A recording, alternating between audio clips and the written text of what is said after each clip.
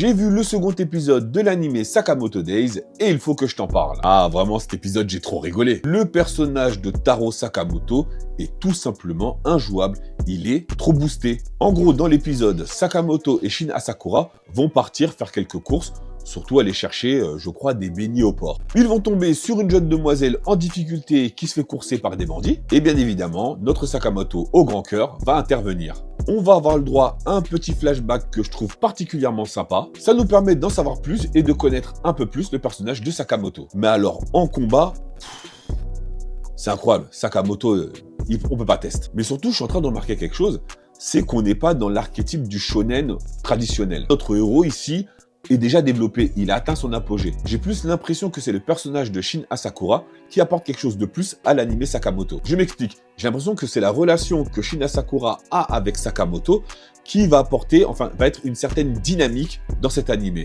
Et c'est surtout le développement d'Asakura qui va être mis en avant. Je pense que d'autres personnages aussi vont entrer en jeu, et j'ai l'impression que c'est leur développement au contact de Taro Sakamoto qui va vraiment être mis en avant. Et je dois t'avouer que ça me plaît bien, j'aime bien avoir cette impression-là. Du coup, comme je suis anime only, j'ai pas lu les mangas, on va attendre calmement la suite des épisodes pour voir si j'ai raison ou pas. Du coup, n'hésite pas à me dire dans les commentaires ce que tu penses des 2 premiers épisodes de l'anime Sakamoto Days. Pense bien à liker et à t'abonner pour toujours plus de reviews sur l'anime Sakamoto Days. Et moi, je te dis à la semaine prochaine pour la review de l'épisode 3 de l'anime Sakamoto Days.